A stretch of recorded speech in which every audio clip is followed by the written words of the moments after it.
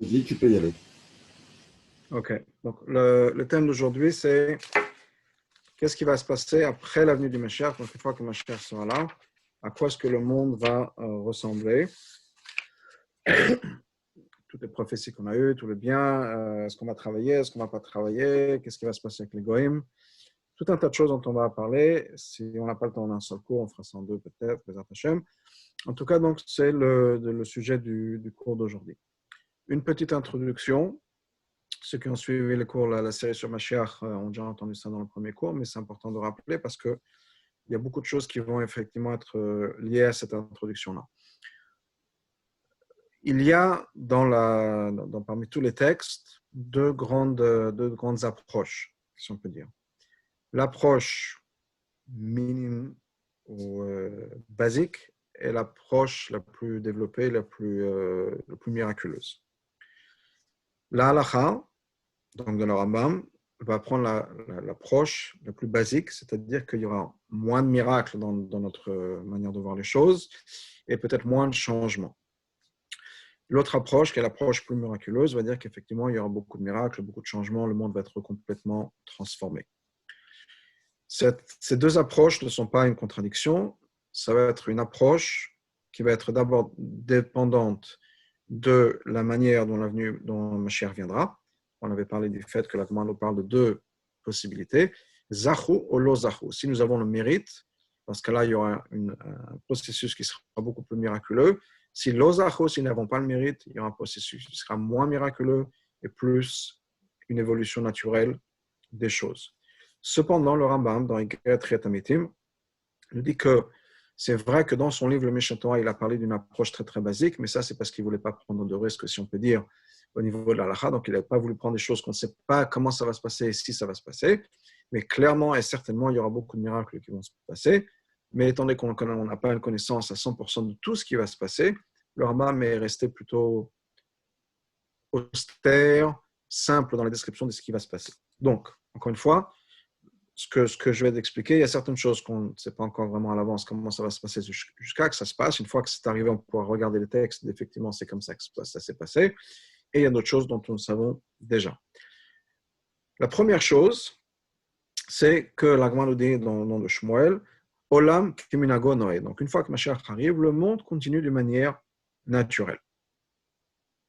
De l'autre côté, nous avons encore une fois, comme je dis, plein de prophéties qui nous disent que le monde va complètement changer. Par exemple, Vgar Zev im Keves, que le loup et l'agneau vont habiter ensemble. Donc, ça va dépendre de la manière dont la Géoula se passe, mais au-delà de ça, on introduit un nouveau concept, qui est qu'en fait, il y aura plusieurs étapes dans la Géoula. On va voir ça, on va rentrer dans les détails, mais on peut parler de trois grandes époques.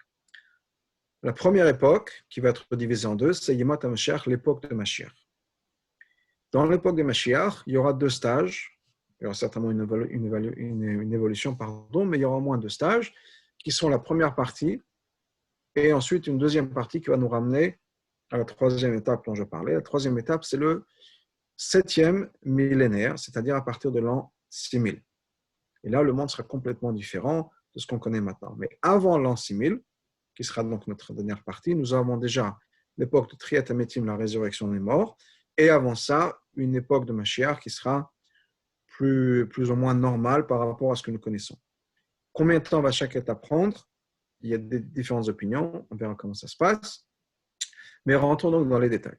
Donc nous avons des descriptions qui nous disent que, Shmuel dans l'Agma nous dit que le monde va être complètement naturel, avec la seule différence, c'est que nous serons complètement indépendants. Israël, le peuple d'Israël sera complètement indépendant des nations du monde et toute la Torah et toutes les lois de la Torah vont revenir comme elles étaient. Donc, pour donner une image de ce que ça représente, le monde, il n'y aura plus de guerre. Plus de guerre, c'est-à-dire que donc c'est pas quelque chose de miraculeux dans le sens où c'est différent de ce qu'on connaît, mais il y aura donc une indépendance par rapport à Israël. Israël sera indépendant politiquement, religieusement bien sûr, donc on n'aura pas besoin d'avoir peur de ce que les nations du monde vont dire, qu'est-ce qui va se passer à Washington, ou qu'est-ce que les Arabes vont penser si on fait ci ou fait ça.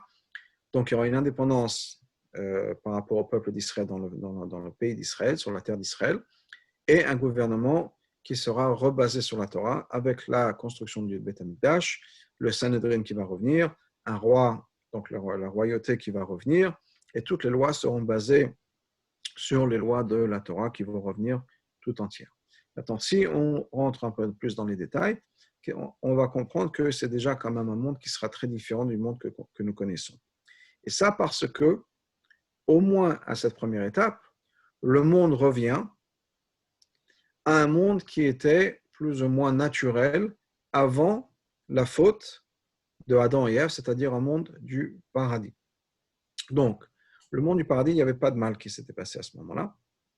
Il y avait pas le monde était parfait. Donc, on va revenir à un monde qui sera parfait, sans mal, sans guerre, comme nous dit le Rambam, sans famine. Et une des raisons pour laquelle il y aura tout ça, c'est parce qu'il y aura une abondance de biens physiques et matériels. Il y aura tellement de biens physiques et de matériels que ça va devenir sans aucune importance. Et donc, les gens vont plus se battre pour se partager un petit peu d'argent, vont plus se battre pour se partager un territoire, vont plus se battre pour ci ou pour ça, parce que le monde, effectivement, donc, sera revenu à un monde où il y aura une abondance de positivité, une abondance de biens matériels, ce qui fait qu'on n'y pensera même plus, on n'y fera pas attention, car il n'y aura que du bien. De l'autre côté, étant que il n'y aura plus besoin de courir derrière l'argent pour pouvoir vivre et survivre, il y aura, comme le Rambam nous dit dans les lois de Mashiach, le peuple juif et le monde, Kola Olam Kulon, dit le Rambam, sera impliqué dans uniquement la connaissance de Dieu. La seule chose auquel on va s'occuper, c'est de réfléchir, de s'impliquer, de développer notre relation avec Dieu et notre connaissance de Dieu. Donc ce sera un monde, je me servais d'un mot qui sera rempli de philosophie, de la recherche de la connaissance, la recherche du savoir, mais ce sera un savoir divin, pas juste un savoir de la science. La science sera achevée, aboutie là où on aura besoin d'aboutir jusqu'à la venue du Mashiach. Donc on aura accompli ce qu'on aura besoin d'accomplir, mais on sera impliqué dans la science la plus pure, la plus parfaite, qui est la connaissance de Dieu et développer notre relation avec Dieu. Donc au niveau matériel, pas besoin de travailler. Au contraire, on dit que parmi les prophéties, c'est qu'il y aura d'autres personnes qui vont travailler pour nous. Mais au-delà de ça, nous aurons des choses qui vont se développer de manière naturelle. Il y aura une abondance de choses matérielles et physiques qui fera qu'on n'aura pas besoin de travailler. On n'aura pas besoin de se disputer. Encore une fois, il n'y aura pas la course à l'argent. Il n'y aura pas la course au bien matériel. Et donc, s'il n'y a pas de course à l'argent, s'il n'y a pas de course au bien matériel, il y a beaucoup de choses d'autres qui vont changer. Vous pouvez imaginer, bien sûr, que tout ce qui est fait maintenant pour protéger nos biens va disparaître. Donc, pensez tout ce qui est impliqué au niveau sécurité, que ce soit sécurité physique, que ce soit sécurité matérielle, financière ou personnelle. Donc, plus de police, bien sûr, plus d'armée, plus de verrous sur les portes, plus de verrous dans les voitures, plus de mots de passe dans les comptes Internet ou les comptes de banque, puisque personne ne sera intéressé à voler l'argent des autres. Ils en ont tellement qu'ils n'ont rien à faire, ils n'ont pas assez à faire, ils n'ont rien à faire de leur argent, eux, si on peut dire. Ce sera comme la poussière de la terre, nous dit le Rambam, ce sera sans aucune importance. Donc, imagine un monde comme ça, où on n'aura plus besoin d'avoir peur de quoi que ce soit. Donc, tout ce qui est, encore une fois, tout ce qui est au niveau sécurité va disparaître, et penser sécurité à tous les niveaux. Se protéger soi-même personnellement, protéger ses biens, protéger sa famille, protéger tout ce qui est à ce niveau-là va changer parce qu'il n'y aura plus besoin de tout ça. Plus de guerre, plus de rivalité non plus. Et c'est non seulement donc un bien, une abondance de biens physiques, mais aussi le mal va disparaître. Donc personne ne sera tenté de faire quelque chose de mal. Et toutes les frustrations qu'on a en tant qu'être humain vont disparaître. Parce que toutes les frustrations que nous avons en tant qu'être humain viennent du mal, dans le sens où, c'est ce qu'on appelle dans la Chassidut et dans la Kabbalah, la klipa. La klipa, c'est une écorce. L'écorce, ça couvre ce qui est à l'intérieur.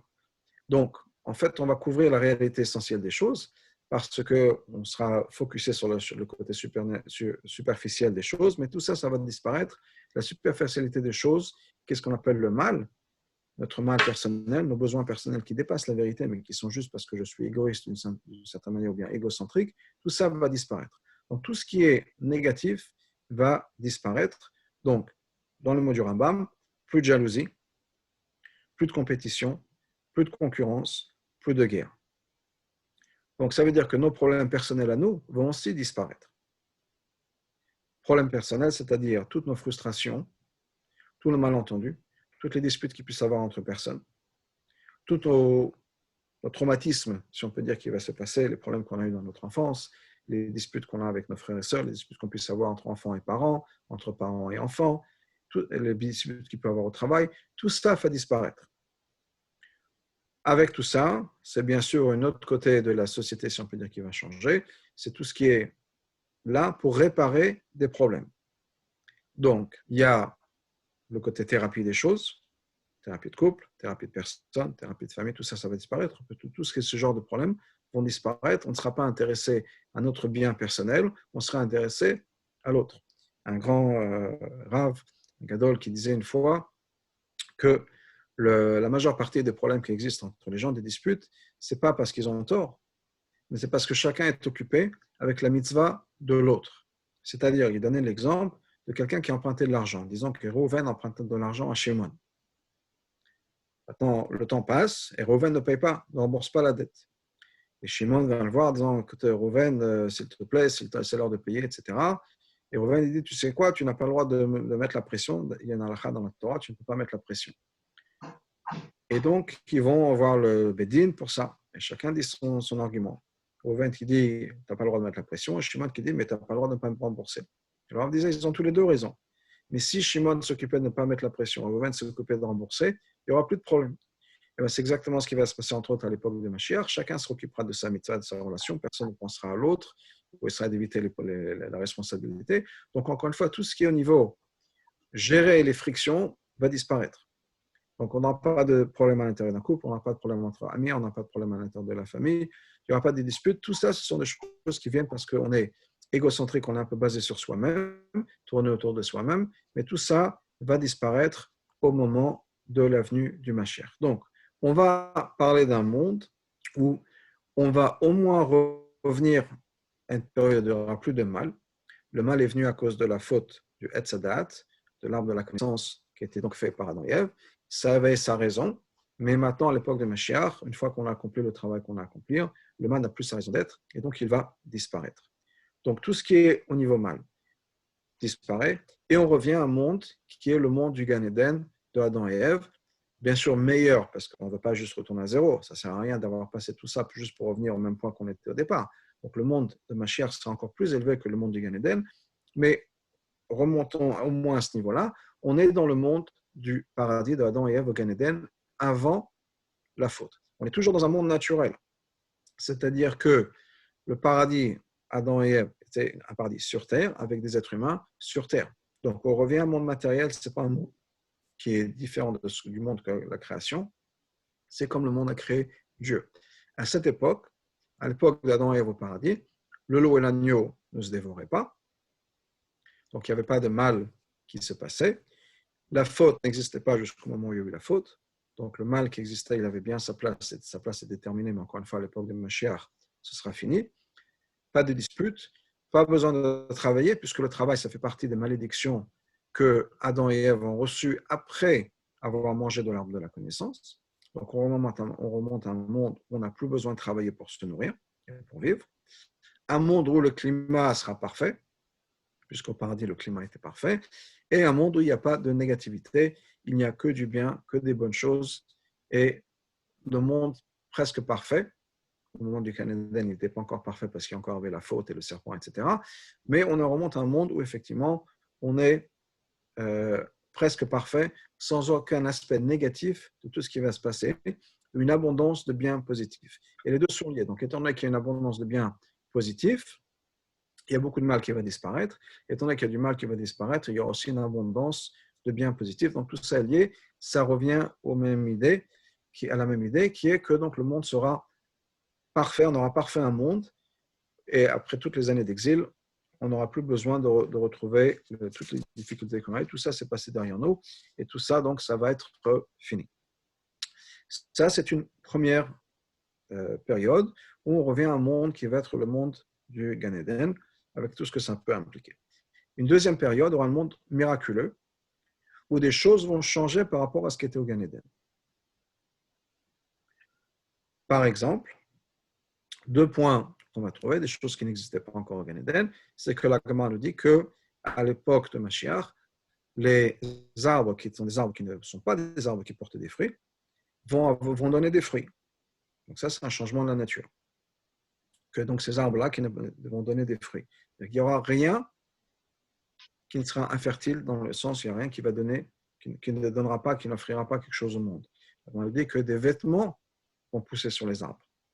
Donc on a juste à cueillir nos vêtements et les vêtements sont tout prêts. Donc ça, c'est certainement des choses qui vont changer. Et même si d'être en bonne santé, c'est quelque chose qui fait partie du monde naturel, on aura bien sûr la fin de la mort. Comme le verset nous dit, Bala Mavet la Netzach, la mort sera finie, il n'y aura plus de mort, et l'époque de Triat Ametim, qui est la résurrection des morts. Donc non seulement les gens ne vont plus mourir, mais au contraire, les gens qui ont déjà disparu vont revenir sur Terre. Le monde aura tellement changé que maintenant la mort aura disparu et tous ceux qui sont partis vont revenir vivre et donc avec nous sur Terre. Donc ça, ce sera l'époque de Mashiach, l'époque de Triat Ametim, qui est une deuxième époque dans l'avenue du Mashiach. Donc juste pour résumer là où on en est pour l'instant, on a 2 choses. Première époque, qui est Yimot HaMashiach, le monde sera au niveau basique beaucoup mieux que ce qu'on a connu maintenant.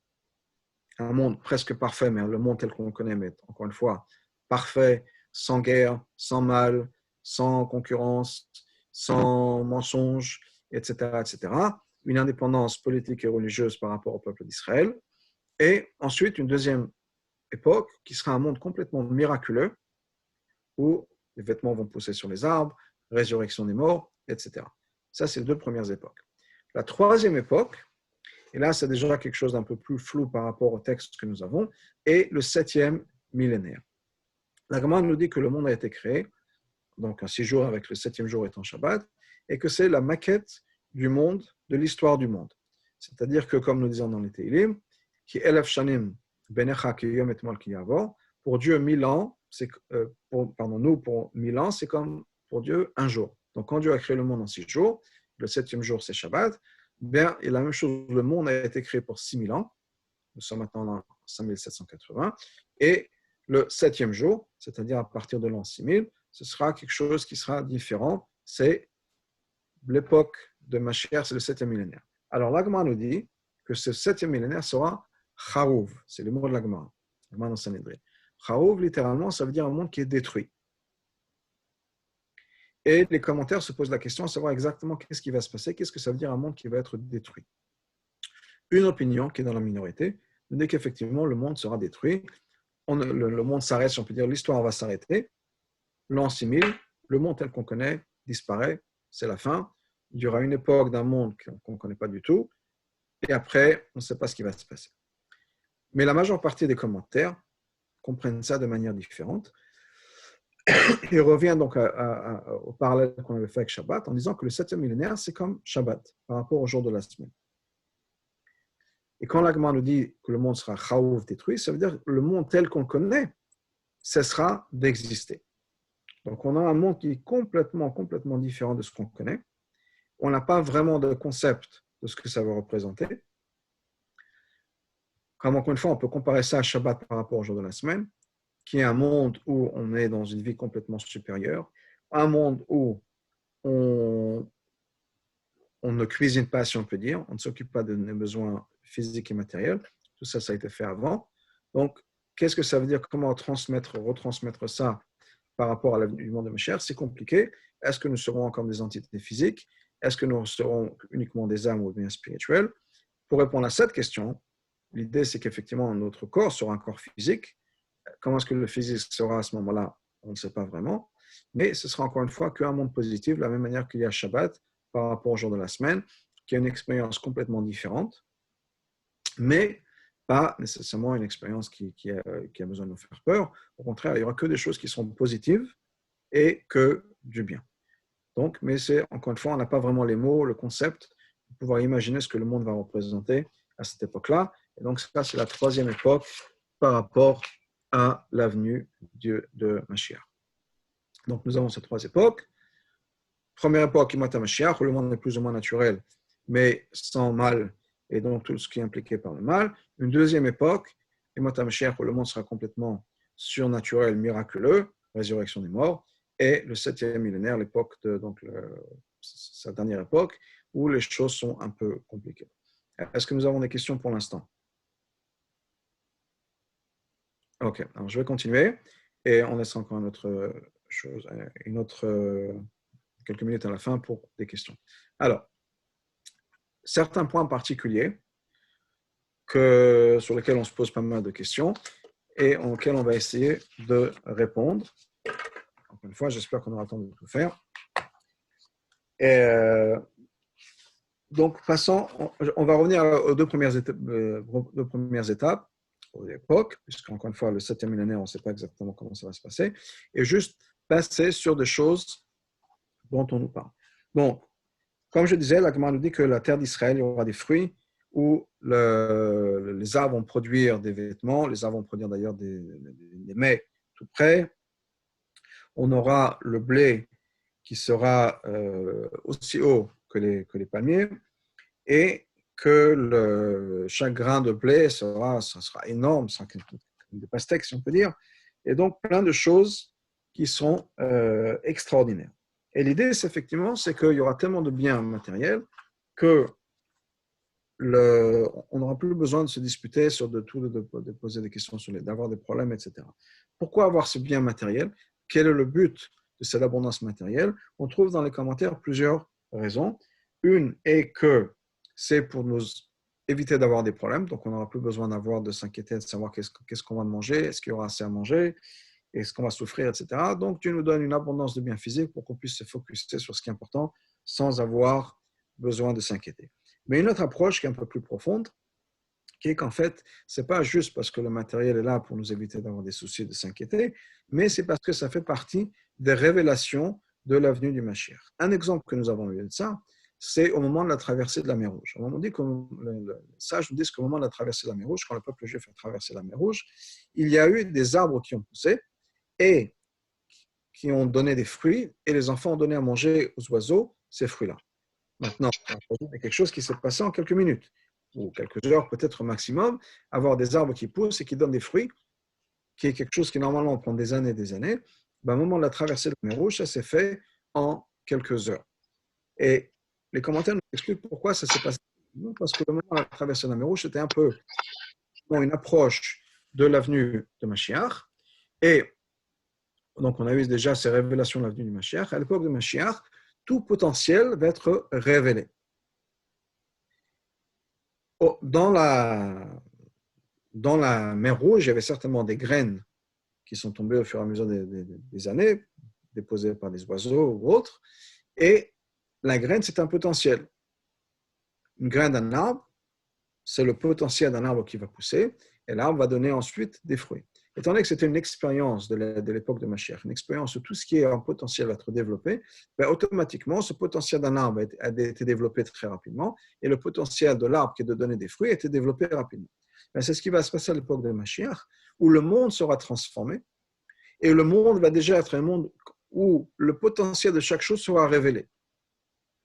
Donc, il y aura une abondance illimitée, puisque ce sera une révélation de la profondeur illimitée du monde, puisque le monde a été créé par Dieu, Dieu est illimité, donc il y a une profondeur illimitée dans le monde, bien, tout ça, ce sera révélé. Donc, il y aura une révélation de l'infinité de Dieu, de l'infini de Dieu, et de chaque chose qui existe dans le monde sera révélée à la puissance X, et donc tout sera révélé très rapidement, de manière très, très développée. Donc, un bien énorme matériel, c'est-à-dire que la terre va donner son maximum, va produire le maximum, les arbres vont produire le maximum, tout sera presque dans l'infini, parce que ce sera donc une époque où l'infini sera révélé dans le monde. Donc, ce n'est pas juste une bénédiction d'avoir des choses bien, mais ce sera presque un résultat matériel et naturel de la révélation de Dieu, qui est que tous les potentiels, le potentiel qui est dans la terre, le potentiel qui est dans les arbres, etc., dans les plantes, tout sera révélé. D'ailleurs, on nous dit aussi que les fruits vont reprendre un goût qu'on a perdu depuis la destruction du temple. Tout aura un goût superbe, rien à comparer par rapport à ce qu'on connaît de nos jours. Et car tout ça, donc tout ce qui existe sera révélé au maximum. On avait parlé aussi donc du fait que le loup et l'agneau vont habiter ensemble, cohabiter. même si le Rambam nous dit que la première époque, ça peut être juste un machal, une parabole, mais certainement, à l'époque de Mashiach, ce sera quelque chose qui va se passer concrètement, puisqu'encore une fois, de toute façon, même à l'époque du Gan Eden, du paradis, le loup et l'agneau vivaient en harmonie. Une des preuves d'ailleurs qui est ramenée dans les Sfarim, que le loup et l'agneau vivaient en harmonie, c'est que quand Dieu a créé les animaux, il a créé un de chaque espèce, et s'il n'y avait qu'une paire de brebis, eh ben, le loup et l'agneau, le loup aurait mangé la brebis tout de suite, et ça aurait été la fin de cette histoire. Donc, clairement, le loup ne mangeait pas l'agneau au paradis, et donc on va revenir à ça, où les animaux ne vont plus se faire de mal, comme ça a été au paradis. Comme nous avons dit, donc le mal va disparaître, et le mal aura fini son travail et le but de son travail, et donc tout ce qui est négatif va disparaître, toutes les frustrations négatives qu'on puisse avoir, tout ça, ça va disparaître. Au niveau médical aussi, la même chose, tout ce qui est problème médical va disparaître, et avec ça, encore une fois, plus de docteurs, en tout cas pas pour nous donner des mauvaises nouvelles, peut-être que le docteur sera juste pour faire des visites de routine pour nous dire qu'on est en bonne santé, mais tout ce qui est lié à la maladie va disparaître, plus besoin d'hôpitaux, plus besoin de laboratoires de recherche, plus besoin de médicaments, plus besoin de pharmacie. Donc tout ce qui est lié à ça va disparaître et les gens vont revenir à une santé naturelle qui est donc comme ça l'être. On a déjà eu encore une fois cette expérience une fois dans le passé, au moment du don de la Torah, au moment de Har Sinaï, car à ce moment-là, donc, tout le monde a été guéri. C'est d'ailleurs pour ça qu'aux États-Unis, entre autres, beaucoup d'hôpitaux juifs ont le nom de Mont Sinaï, parce que c'est à ce moment-là que tout le monde a été guéri, donc on est dans l'espoir que tout le monde va guérir. Donc encore une fois, tout ça, tout ce qui est relié au médical va disparaître, tout le monde sera en bonne santé, plus besoin de vitamines, plus besoin de suppléments, plus besoin de faire de gymnastique pour être en bonne santé, plus besoin de thérapie physique, tout ça, ce sont des choses qui vont disparaître. Encore une fois, si on réfléchit à quoi le monde va ressembler, ce sera quand même un monde qui sera assez différent, puisqu'une bonne partie des choses du monde, ne serait-ce que par rapport au travail, sont liées à réparer des problèmes. Et si les problèmes disparaissent, il y a beaucoup de choses qui vont disparaître. Et pas besoin de s'inquiéter qu'est-ce que je vais faire comme travail, parce qu'encore une fois, il y aura une tellement abondance de biens et de matériel qu'on n'aura pas besoin de s'inquiéter. Tout le monde aura plein de quoi vivre dans l'abondance, dans la joie, sans avoir aucune angoisse matérielle. Donc réfléchissez, je pense à voix haute, tout ce qui est relié à tous les problèmes. Ça peut être, je ne sais pas, les garagistes pour réparer le problème de voiture, ça peut être les plombiers pour réparer des problèmes de plomberie, réparer des problèmes assis, et ça, etc. Tout ce qui est relié à réparer des problèmes, tout ça va disparaître puisqu'il n'y aura plus de problème dans le monde, aucune frustration, aucun problème dans le monde. Et je vous laisse imaginer à quoi le monde sera, comment est-ce que le monde sera différent par rapport à tout ça. Et cette idée de guérison, et c'est aussi une guérison qui sera universelle, cosmique, et donc par rapport à toute la Terre. C'est-à-dire que le monde sera en bonne santé. Ça veut dire quoi pas en bonne santé? Ça veut dire pas en bonne santé, c'est qu'il y a une friction quelque part, des choses qui accrochent, des choses qui ne marchent pas. Généralement parlant, Dina un instant, je reviens à ça. Donc généralement parlant, il y a toujours des problèmes qui sont des frustrations, c'est quelque chose qui ne fonctionne pas, quelque chose qui cloche dans notre corps, par exemple, qui fait qu'on n'est pas bien. Normalement, de manière naturelle, on est censé être en bonne santé si tout va bien. Ne pas aller bien, c'est qu'il y a un problème. Ne pas se sentir bien, c'est qu'il y a un problème. De manière naturelle, quand tout va bien, on ne le ressent pas. Par exemple, on ne ressent pas nos dents, notre tête, si tout va bien. Le moment où on devient conscient de notre tête, ou bien des dents, ou bien de notre dos, n'importe quoi, c'est qu'il y a un problème. Donc, toute souffrance n'est pas quelque chose de naturel, c'est quelque chose qui dérange l'ordre naturel des choses. Donc, à l'époque de Mashiach, étant donné que tout va revenir à sa place, tout va fonctionner comme ça devrait être, comme la volonté de Dieu, il n'y aura plus de souffrance. Et donc, le monde, de manière générale, sera en bonne santé. Il n'y aura pas de souffrance au niveau du monde, de manière générale. On m'a posé la question, est-ce que ça veut dire que le bitachon ne sera plus mis à l'épreuve? Exact. On n'aura plus besoin d'avoir bitachon. Le bitachon ne sera pas mis à l'épreuve, car nous aurons une vision très claire de la révélation de Dieu et de la présence de Dieu. Il faut comprendre aussi que, je disais tout à l'heure, je parlais de la clipa. La Klippa, c'est le nom qui est donné dans la Kabbalah pour les forces du mal. Pourquoi? Parce que la Klippa, l'écorce, couvre ce qu'il y a à l'intérieur. L'exemple que le Zohar nous donne, c'est la Klippa de la noix, l'écorce des noix. On a besoin de casser cette écorce pour avoir accès aux noix. Donc, tant qu'il y a l'écorce, on n'y a pas accès. L'écorce, il faut la briser, la casser et s'en débarrasser. À l'époque de Mashiach, on se sera débarrassé de cette Klippa qui couvre la vérité. Je donne un exemple de ce que ça veut dire couvrir la réalité. La réalité de chaque chose, c'est que c'est Dieu qui l'a créée. En théorie, quand je vois une pomme, le fait que je pense que c'est une pomme, c'est une Klippa, ça couvre la réalité. Ça veut dire quoi la réalité? La réalité, c'est que c'est la création de Dieu. Non seulement la création de Dieu, mais c'est la révélation de Dieu. Dieu s'exprime à l'intérieur de cette pomme. Maintenant, si au lieu de voir l'expression de Dieu, je vois une pomme, c'est qu'il y a quelque chose qui est caché, une réalité qui est cachée. Cette pomme-là me cache sa vraie essence. Sa vraie essence étant l'existence de Dieu et l'expression de Dieu. À l'époque de Mashiach, ça va disparaître. Quand je vais voir une pomme, je ne vais pas voir une pomme en tant qu'existence indépendante de Dieu, je verrai l'existence et l'expression de Dieu. Pour moi, cette pomme-là, ce sera clairement l'expression de Dieu. C'est vrai au niveau du monde physique, c'est vrai au niveau des émotions que nous ressentons et au niveau de tout ce qui va se passer. C'est-à-dire que si j'ai quelque chose qui va se passer et je ne sais pas, je ne vois pas Dieu à l'intérieur de ça. L'exemple, ça peut être effectivement ce qui est en train de se passer en ce moment, l'expérience que nous avons, la quarantaine, le virus, etc. On a des angoisses, qu'est-ce qui va se passer avec mon travail, qu'est-ce qui va se passer avec ma famille, la santé, etc. Pourquoi est-ce qu'on ne sait pas ce qui va se passer? Pourquoi est-ce qu'on s'angoisse? Parce qu'on ne voit pas Dieu. Si on avait conscience à 100% que Dieu le fait et qu'on sait pourquoi, parce qu'encore une fois, on parle d'une clarté des choses, il n'y a rien qui cache l'essence des choses. Donc, on aura une claire conscience que c'est l'expression de Dieu et on aura une claire conscience de pourquoi c'est fait comme si ça se passe comme ça. Donc, il n'y a plus aucun problème. La raison pour laquelle nous avons une angoisse maintenant, et donc on parle de bitachon, et d'Emouna et de bitachon, c'est parce que nous ne savons pas comment les choses vont tourner. Mais à partir du moment où on a une vision très, très, très claire comment les choses vont tourner, il n'y a plus besoin d'avoir d'Emouna, il n'y a plus besoin d'avoir de bitachon, c'est une évidence. Et donc, à l'époque de Mashiach, on n'aura plus d'Emouna nécessaire ou de bitachon nécessaire, ce sera une évidence. De l'autre côté, comprenons bien que nous perdons une opportunité, qui est l'opportunité de mettre de côté nos angoisses, qui est quand même une partie de nous-mêmes, donc nous sacrifier une partie de nous-mêmes pour Dieu. Nous disons, c'est vrai que je suis angoissé, mais je fais confiance à Dieu.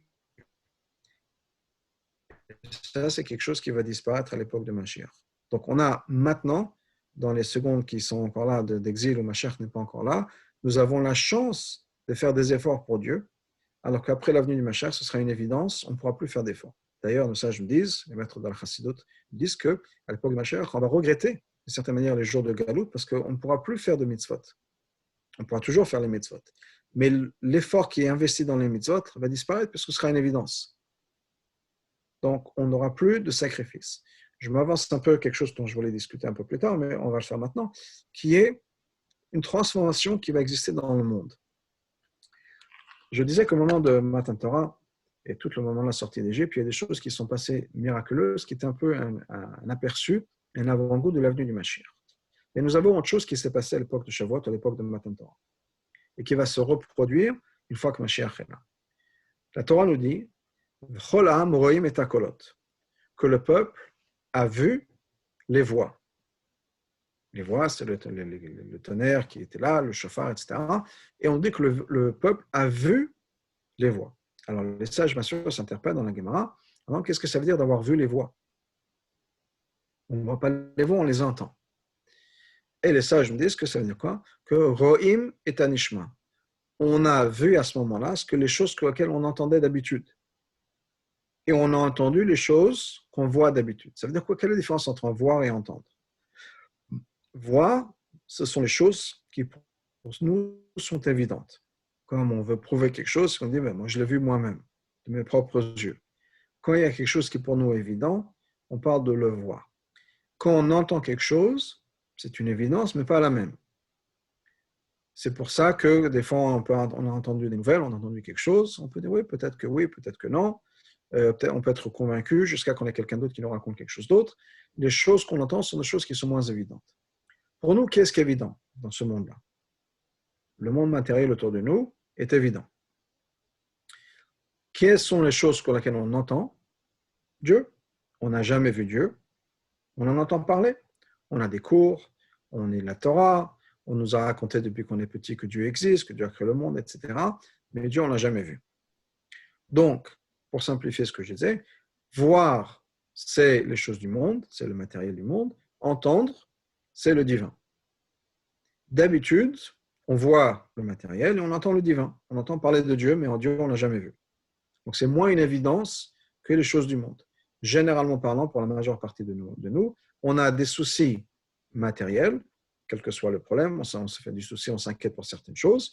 Et derrière, on se dit, oui, mais bon, on habite à Chon, on est Mouna, Dieu va nous aider, etc. Mais il y a clairement une évidence du matériel. À l'époque de Matan Torah, c'est l'inverse qui s'est passé.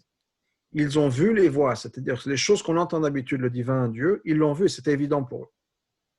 Et le monde matériel, c'est devenu moins évident. Il y a une clarté, une évidence du divin qui a changé leur vie. Pour donner un exemple, beaucoup peut-être dans le monde ont un problème avec Shabbat, par exemple. Surtout les gens qui ont des magasins disent ouais, Shabbat, c'est le meilleur jour de la semaine au niveau des affaires. C'est difficile pour moi de fermer Shabbat. Je vais perdre ma parnassa. C'est un fait, si on peut dire, que pour beaucoup de magasins, pour les gens qui ont des magasins, le samedi, ça peut être le meilleur jour des affaires et ça peut être compliqué. Maintenant, derrière, on a Imouna, on fait confiance, c'est bon, Dieu va nous aider et même si je vais avoir plus de parnassa et tout va bien se passer, etc. Mais c'est peut-être moins évident que l'évidence que si on fait les calculs, on se rend compte que dans les 2 dernières années, par exemple, le jour de Shabbat, c'est le jour où il y a plus de rentrées. Et derrière, on se convainc. Imaginons un monde où on est clair dans sa tête, mais à 100%. C'est une évidence que si on veut faire de l'argent, il faut fermer son magasin Shabbat. La seule manière de faire plus d'argent, si on veut faire plus de rentrée d'argent, c'est fermer Shabbat. Parce que la bracha devient de Shabbat. On peut toujours avoir l'Yetzera qui nous dit oui, mais regarde les chiffres, etc. Et logiquement, c'est le meilleur jour de la semaine. On a toujours un Yetzera. Mais on a cette évidence que si on veut avoir la bracha de Dieu, si on va faire plus d'argent, il faut fermer Shabbat. Pour l'instant, le monde qu'on connaît, ce n'est pas comme ça. Et c'est quelque chose qu'on dit à plein niveau. Ça peut être la même chose par rapport à on va payer pour l'école juive ou autre chose, où clairement, on a des soucis, disons, d'argent. Et si on additionne les chiffres, combien je fais d'argent à l'année, combien coûte l'école juive, je ne vois pas comment je peux le permettre. Mais de l'autre côté, il peut y avoir une réalité où Dieu est tellement évident qu'il n'y a même pas de question sur l'école juive. Ce n'est pas une question. Comment je vais me débrouiller pour l'argent? On verra. Mais il n'y a pas de question dans ma tête, c'est quelque chose qui est évident que c'est comme ça que ça va être. À l'époque de Mashiach, tout ce qui est divin, spirituel, va être évident. Tout ce qui est matériel et les soucis matériels vont disparaître. Donc, plus de besoin d'avoir l'aïmouna parce que ce sera une clarté évidente pour nous et donc on n'aura plus besoin d'avoir l'aïmouna ou d'avoir le bitachon. De nos jours, on a la possibilité d'avoir cette aïmouna, ce bitachon, donc c'est un cadeau qu'on peut offrir à Dieu, si on peut dire, un sacrifice qu'on puisse faire pour Dieu, que même si des fois on a des angoisses, mais on va dépasser nos angoisses avec notre aïmouna, avec notre bitachon pour faire ce qu'il faut faire. Donc, effectivement, ça va disparaître à l'époque de Mashiach, mais on a la possibilité de nos jours tant que Mashiach n'est pas encore là, de faire ce sacrifice, on peut dire, pour Dieu, et c'est quelque chose qu'il faut apprécier. Donc, on a dit que le monde va être en bonne santé. On a dit aussi qu'à l'époque de Mashiach, il n'y aura pas de mort. Les gens vont vivre à l'éternité. Et ce qui inclut Mashiach lui-même. Il y a une discussion, effectivement, d'après le Rambam, grande discussion entre le Rambam et le Rambam Maïmonide, le Rambam Nachmanide, sur quel est le but ultime du monde. Le but, je veux dire, quelle est la dernière étape, à la fin de tout ce qui va se passer. Est-ce que l'avenue du Mashiach et Triat Ametim, c'est la fin du monde tel qu'on connaît, ou bien est-ce que même après Triat Ametim, les gens vont mourir et il y aura un monde qui ne sera un monde que spirituel. Le Rambam, le Maïmonide, nous dit que le monde, donc il y aura Mashiach, Mashiach, il y aura Triat Amitim, résurrection des morts, mais après ça, tout le monde va disparaître, on va tous mourir, parce qu'on ne peut pas avoir une révélation spirituelle habillée dans un corps. Et donc, nos âmes ont besoin de quitter le corps pour pouvoir vraiment profiter du divin, du spirituel. Maintenant, le corps a travaillé pendant toutes les années, a souffert, etc. Donc, le corps a besoin d'avoir sa récompense. Il y aura Triat Amitim, mais après, il y aura une autre époque encore plus élevée qui sera l'époque où l'âme va quitter le corps et n'aura une expérience que spirituelle, pas limitée dans un monde matériel, dans un corps matériel. Le Ramban, le Nachmanide, qui est l'opinion basée sur la Kabbalah, nous dit pas du tout. La plus grande révélation, ce sera une révélation qui ne sera même pas limitée à être que spirituelle. Il y aura une révélation qui sera tellement élevée, tellement puissante, que ça dépasse le spirituel et le matériel et que même une âme dans un corps pourra profiter de cette révélation de Dieu parce que ce sera tellement puissant que le corps aussi peut l'absorber. Et le corps n'est plus une contradiction à l'âme ou spirituelle. Et c'est l'opinion qui est ramenée dans la Kabbalah, dans la Chassidut, qu'effectivement, donc, il y aura Triat Amitim et il n'y aura pas de mort après Triat Amitim. Les gens vont rester en vie à éternité. Et ça inclut, bien sûr, Mashiach lui-même qui va vivre à éternité. Un autre point qui est Kibbutz Galuyot, qui est le fait qu'on va revenir donc en Israël. Il y a plein de prophéties qui nous parlent du fait qu'on va tous revenir en Israël. Et donc, les enfants vont revenir, jouer dans les rues en Israël. Tout un tas de prophéties, je ne vais pas rentrer dans les prophéties, Shayahu, Amos, etc. Tout un tas de prophètes qui parlent des prophéties du retour à Jérusalem, du retour en Israël. Et on est dans la Torah, dans le Chumash de Varim, dans le Parashat Vaïtranan. Donc, tout un tas de prophéties qui vont faire que le peuple juif va revenir en Israël. Et la Shrina, la présence de Dieu, va aussi revenir en Israël. Puisque Dieu nous dit que là où le peuple juif est exilé, c'est la Shrina les suit aussi en exil, donc tout le monde va retourner. Maintenant, il y a des étapes qui nous sont données par le Rambam, donc enfin je retourne à la qui nous dit que, comment ça va se passer? Il y aura donc une personne qui va se révéler en tant que Mashiach. D'après le Rambam, ce sera certainement quelqu'un qui sera connu. Le Rambam nous parle d'un roi, pas d'un inconnu. Un roi, donc c'est certainement une grande personnalité, un leader du peuple juif. Et donc, il va construire le Beth Amikdash, je saute quelques étapes. Et après le Beth Amikdash, il va réunir les exilés. Donc, le grand Kibbutz Galuyot, qui est cette réunion vraiment de tous les juifs qui vont revenir en Israël, se passera après la construction du Beth Amikdash. Clairement, nous avons déjà un début de retour en Israël. Ce n'est pas un secret. Il y a des millions de juifs, Baruch Hashem, qui ont déjà commencé à rentrer en Israël. Mais pour l'instant, tant que Mashiach n'est pas encore là, la majeure partie du peuple juif habite à l'extérieur d'Israël, dans toutes les communautés. Et donc, ce grand kibbutz Galuyot se fera après la construction du Beth Amikdash par Mashiach. Nous savons aussi que le peuple juif que nous connaissons maintenant est limité à 2 tribus, à part les Kohen et les Lévi, du peuple juif. Le peuple juif, à la base, est 12 tribus. Malheureusement, la génération d'après le roi Salomon, une fois que le roi Shlomo est décédé, les rois d'après, le royaume d'Israël s'est divisé en 2. Il y a le royaume du Nord, qu'on appelait donc Malchut Israël, le royaume d'Israël, et le royaume du Sud, qui était Yehuda et Binyamin, centré autour de Jérusalem et autour donc de la Judée, ce qu'on appelle la Judée aujourd'hui, tribu de Yehuda, donc autour de Jérusalem. Maintenant, le royaume du Nord a été exilé avant le royaume du Sud. C'est-à-dire qu'avant la destruction du premier temple, les 10 Shvatim, les 10 tribus, ont été exilés et ont disparu. Ceux qui sont restés en Israël et qui ont été exilés par Nebuchadnezzar après la destruction du premier Beth Amikdash, ce sont les 12 tribus de Yehuda et de Binyamin, et bien sûr certains Kohanim et certains Lévim qui étaient autour du Beth Amikdash, puisque c'est cette partie d'Israël qui est restée ensemble, donc c'était autour du Beth Amikdash, autour de Jérusalem. Le peuple juif que nous connaissons maintenant, qu'on appelle les Yehudim, les Juifs, c'est parce qu'on vient de la tribu majoritairement, on vient de la tribu de Yehuda.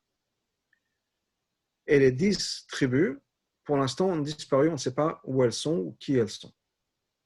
Il y a un marloquet dans la Mishnah, est-ce que les 10 tribus vont revenir à l'époque de Mashiach? Rabbi Akiva nous dit qu'elles ne vont pas revenir.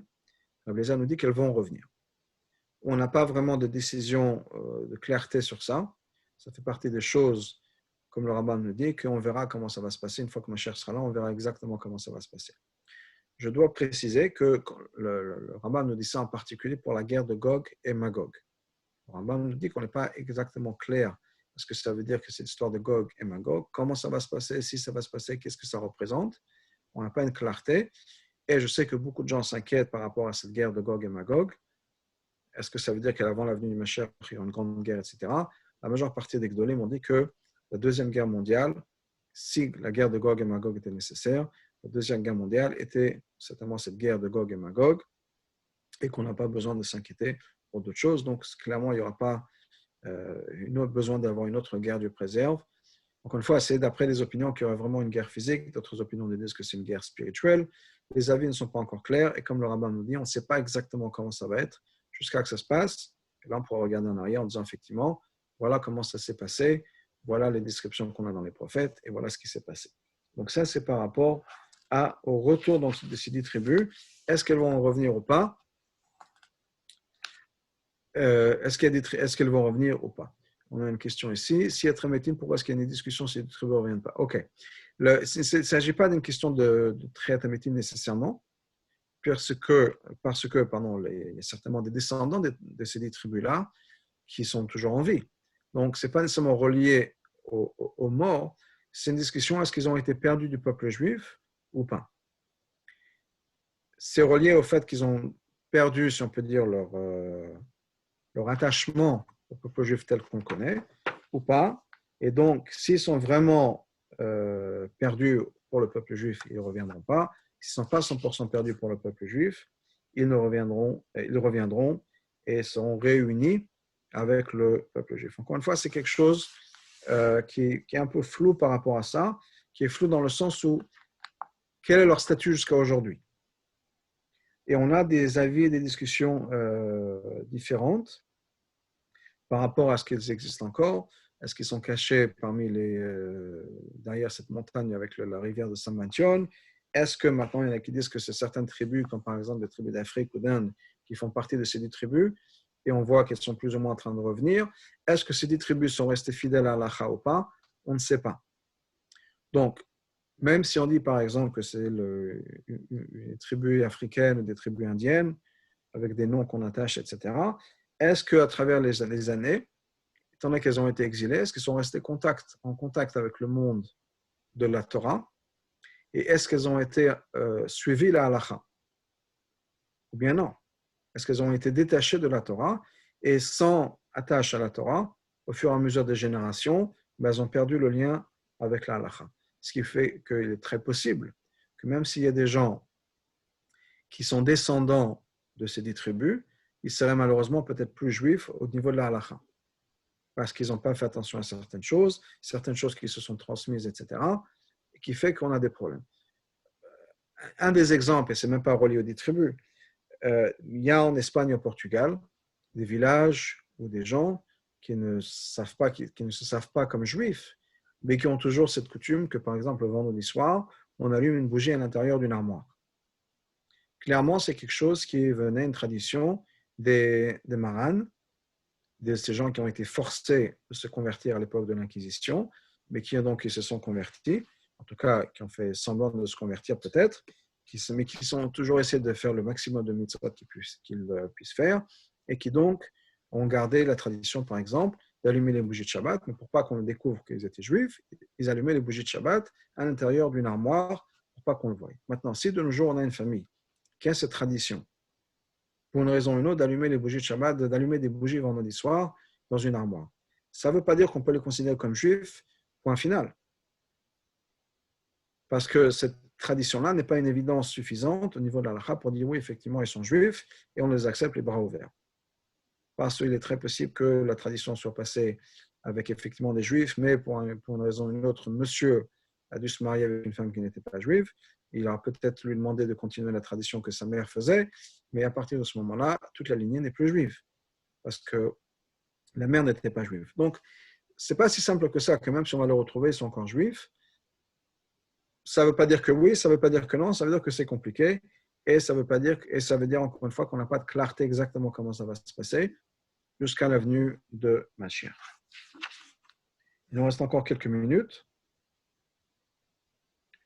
Et une question qui est posée, que certaines personnes se demandent, c'est qu'est-ce qui va se passer avec les Goïm à l'époque de Mashiach. Alors, il faut savoir que Mashiach, c'est une époque, encore une fois, de positive. C'est une époque où le monde atteint son accomplissement et son maximum. Donc, le monde n'est pas un monde où on va se débarrasser de ce qui existe, au contraire. On aura parfait le monde, et le monde donc tel qu'on connaît va exister aussi, et ça inclut les Goïm aussi. Donc les Goïm ont aussi leur place dans le monde de Mashiach. Par contre, les ennemis du peuple juif, c'est-à-dire les gens qui ont fait souffrir le peuple juif, que ce soit de nos jours ou bien à travers l'histoire, eux vont être punis. Donc les Goïm qui suivent, qui respectent le peuple juif et qui ont aidé le peuple juif ont certainement leur place dans le monde de Mashiach. Et les Goïm qui ont fait souffrir le peuple juif, eux, vont être punis, les nations qui ont fait souffrir le peuple juif, vont être punis, quel que soit leur punissement, leur punition. Et on dit d'ailleurs que il y a certaines nations, certaines non-juifs qui ont fait souffrir le peuple juif, vont revenir en vie juste pour voir la réalisation des prophéties, voir que tout ce qu'ils ont fait souffrir le monde et le peuple juif à travers l'histoire, et bien voilà le résultat de l'histoire, c'est que le peuple juif est maintenant libre, indépendant, heureux dans cette relation par rapport à Dieu, voir, donc être témoin de ça, et ensuite être puni, et ensuite disparaître. Donc ça, c'est pour les ennemis du peuple juif. Pour donner un exemple, je disais tout à l'heure, on parlait de Shavuot tout à l'heure de Matan Torah. On nous dit que Shavuot, c'était comme les fiançailles entre Dieu et le peuple juif. Alors, des fiançailles dans la halakha, c'est quelque chose d'assez puissant. Ce n'est pas comme des fiançailles de nos jours où on promet de se fiancer, puis si on ne se fiance pas, on ne se fiance pas. Fiançailles dans la halakha, après les fiançailles, il faut quand même avoir un guet, un certain divorce. Mais ce n'est pas le mariage, dans le sens où le fiancé et la fiancée n'habitent pas encore ensemble. Le moment où ils habitent ensemble, c'est le moment de la choupa, où là, la choupa symbolise le fait qu'on est sous le même toit, donc on habite ensemble. Donc, le mariage de nos jours, il y a deux parties. Il y a une partie qui est fiançailles, c'est le moment de la bague, et une partie qui est mariage, c'est le moment de la choupa. De nos jours, étant donné que, comme je vous l'ai dit tout à l'heure, le fiançailles, c'est quelque chose de très puissant, on évite de faire des fiançailles avant, au cas où il y a une dispute, que le mariage ne se passe pas, etc. Après, il faut quand même un guet. Donc, on fait tout ça ensemble. On fait ce qu'on appelle des fiançailles. Ce ne sont pas des fiançailles au niveau de la halakha, c'est juste un engagement. Et les vrais fiançailles au niveau de la halakha, comme c'était à l'époque de la Gemara, c'est quelque chose qui se fait au moment de la choupa dans le sens de la cérémonie, avec la bague. Et après, entre-temps, entre les deux, on lit la ketubah, ça fait une interruption entre les deux parties du mariage. Et ensuite, il y a la choupa, qui est vivre sous le même toit. Le moment de Matan Torah, c'est comme le moment où Dieu, si on peut dire, a donné la bague de mariage au peuple juif. Mais on ne vit pas encore ensemble. Le moment de la choupa, le moment où on vivra vraiment ensemble, donc cette unité, comme dans un mariage, et une unité entre l'homme et la femme, ils ne font qu'une seule chair, ce sera à l'époque de Mashiach. La seule chose, c'est que jusqu'à maintenant, les non-juifs, les nations du monde, sont jalouses du fait que le peuple juif et Dieu ont cette relation privilégiée. À l'époque de Mashiach, les nations du monde seront invitées au mariage et seront contents pour le peuple juif, se réjouiront de ce mariage-là, seront contents d'y participer. Donc ça va changer, effectivement, il n'y aura plus d'antisémitisme, plus de jalousie, etc., puisque tout ça va disparaître. Donc au lieu d'être jaloux en disant « ouais, qu'est-ce qu'ils ont de spécial eux, pourquoi c'est eux qui se marient avec Dieu et ce n'est pas nous », ça va disparaître et seront contents pour nous d'avoir cette unité entre Dieu et le peuple juif. Et les gens qui, à travers l'histoire, n'ont pas vraiment accepté cette relation, vont être forcés de la voir, forcés de l'accepter et recevoir la punition qu'ils ont besoin de recevoir pour, donc à ce moment-là, à l'époque de l'avenue du Mashiach. Voilà, on va s'arrêter là pour l'instant. Il y a quelques autres points, peut-être un autre cours en fonction de ce qui est décidé par les autorités. Ou bien ça rentrera dans le contexte de la série régulière sur Mashiach. On verra ça. Si entre-temps il y a des questions, on attend pour des questions. S'il vous plaît, oui. Oui. Oui. J'ai cru avoir entendu que pour Machiar, il y aurait une visibilité de la généalogie de chacun d'entre nous. Alors, euh, c'est-à-dire que tout va être clair. Donc, à partir de ce moment-là, en quoi on aura besoin de savoir que il y a eu une dispersion de certaines tribus, etc., puisque devant Machiar, tout sera clair. Exact. Alors, je vais juste rajouter un point à votre question, un point sur cette idée-là. C'est une très bonne question. Le, le Rambam nous dit donc dans la halakha que c'est basé sur la Gemara, mais il le ramène au niveau de la halakha. Donc, ce n'est pas juste une Gemara, c'est la halakha, que Eliyahu Hanavi va effectivement revenir et va confirmer que M. Cohen est bien Cohen, etc., M. Lévi est bien Lévi, etc. Cependant, une famille qui a un problème particulier, on le saura, ce ne sera pas révélé. Donc, s'il y a quelqu'un, une famille qu'on a toujours considéré depuis 1000 ans comme des juifs, mais qu'en fait, il y a 1000 ans, il y a 1500 ans, il y avait un problème, ça, Eliyahu Hanavi ne va pas dire à cette famille qu'il y a un problème. À partir du moment où ils ont été acceptés par le peuple juif, ils sont acceptés par le peuple juif, et il n'y a pas de souci. Donc, le négatif ne sera pas révélé, ils seront acceptés. Donc, ça, c'est un point par rapport à ce que vous disiez. Maintenant, au niveau, encore une fois, des 10 tribus, la question est, est-ce que ces 10 tribus vont revenir dans le passé? S'il y a quelque chose qui est passé dans les années précédentes, est-ce qu'il y aura traite amitim pour ces gens-là qui ont quitté le peuple juif ou pas? C'est lié, encore une fois, à leur attachement à la Torah, leur attachement au peuple juif, leur attachement à la halakha. Est-ce qu'on les considère tous comme juifs à travers les années? Ce qui est lié par rapport à leur histoire, qu'est-ce qui s'est passé pendant leur histoire? Donc, il y a beaucoup de flou. Donc, je ne peux pas vous donner une réponse exacte à la question parce qu'il y a des gens beaucoup plus grands que moi qui n'ont pas la réponse, les Shonim ou la Charonim, donc là, comme je disais, le Rambam ou autres, qui n'ont pas de réponse à cette question-là. Donc, je ne peux pas vous répondre. Mais il y a certainement un statut qui ne sera pas aussi clair qu'on pourrait le penser. Voilà, c'est la meilleure réponse que je puisse vous donner pour l'instant.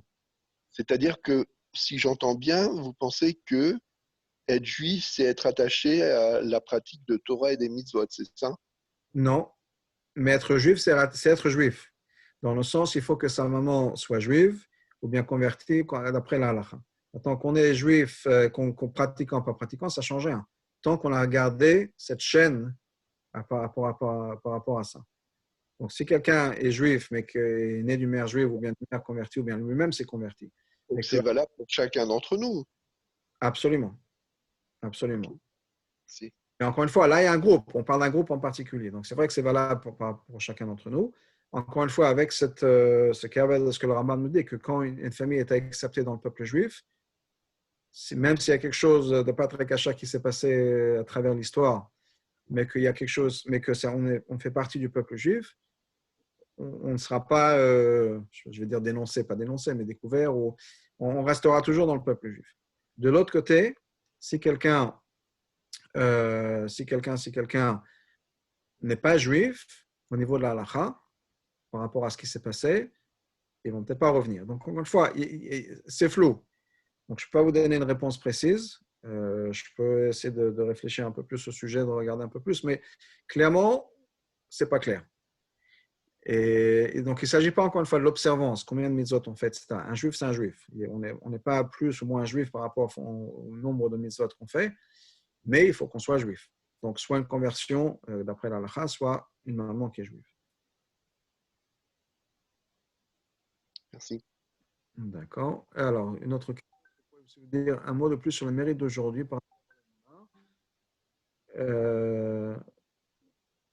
OK. Encore une fois, tant qu'on n'a pas cette clarté, on a la chance d'expériencer notre émouna. Une fois que c'est clair, c'est clair. On n'a plus besoin d'avoir l'expérience de la émouna.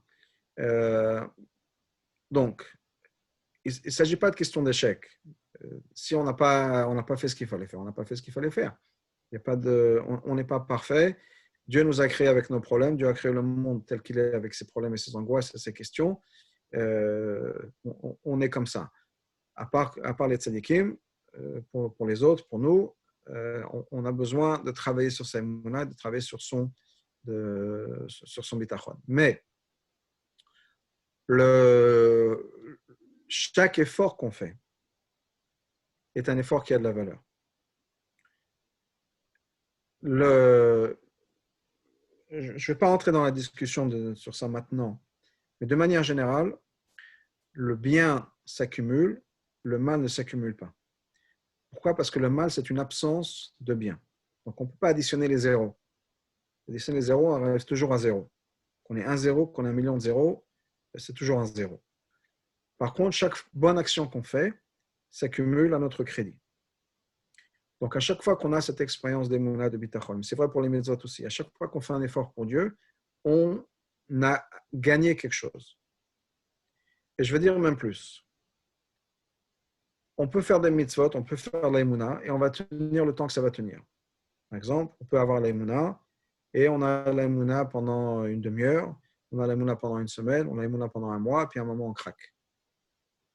Ça peut être vrai pour une mitzvah. On veut se retenir de faire quelque chose qu'on sait n'est pas bien. Donc, je dis, bon, ok, je ne vais pas faire ça, je ne vais pas dire de la shonara pendant 5 minutes, je ne vais pas dire de la shonara pendant 10 minutes, je ne vais pas dire de la shonara cette semaine, puis à un moment, on craque. La minute qu'on a fait d'effort, les 10 minutes qu'on a fait d'effort, quel que soit le temps, c'est quelque chose de positif. Même si on a craqué un moment, le temps où on a fait cet effort pour Dieu en disant, je ne vais pas dire de la shonara, mais on a craqué 10 minutes plus tard, ces 10 minutes d'effort sont des minutes qui comptent. Alors après, effectivement, on a craqué. Mais ça n'enlève pas l'effort qu'on a pu se faire. La même chose par rapport à l'aïmouna. On peut avoir l'aïmouna et malheureusement, Dieu, des fois, nous pousse pour voir jusqu'à où va notre aïmouna. Les moments d'aïmouna qu'on a eus sont des moments qui comptent. Que ce soit une minute, que ce soit une semaine, un mois, un an. Et si on a craqué, on a craqué. Mais le moment qu'on a fait, c'est un moment où on est de manière active en train de faire un effort pour Dieu. Et ça, c'est quelque chose qui est extraordinaire et quelque chose qui a une valeur extraordinaire. Donc, ne diminuons pas les efforts qu'on fait, ne diminuons pas les difficultés qu'on fait ou les efforts que je disais qu'on fait pour Dieu, même si au bout du compte, il y a un échec, ou même si il y a un échec qui peut être tout de suite, on ne tient pas, mais la fois d'après, on a tenu une minute, c'est quelque chose qui a sa valeur. Donc, encore une fois, les zéros ne s'additionnent pas, et les choses qu'on fait, les efforts qu'on fait, que la seconde qu'on a fait des mounas, la minute qu'on a fait des mounas, l'heure des mounas, c'est quelque chose qui a une valeur extraordinaire et donc éternelle, puisque c'est quelque chose qui est divin, une mitzvah, et le divin est éternel. J'espère avoir répondu à votre question. S'il y a d'autres questions, on va encore prendre quelques minutes.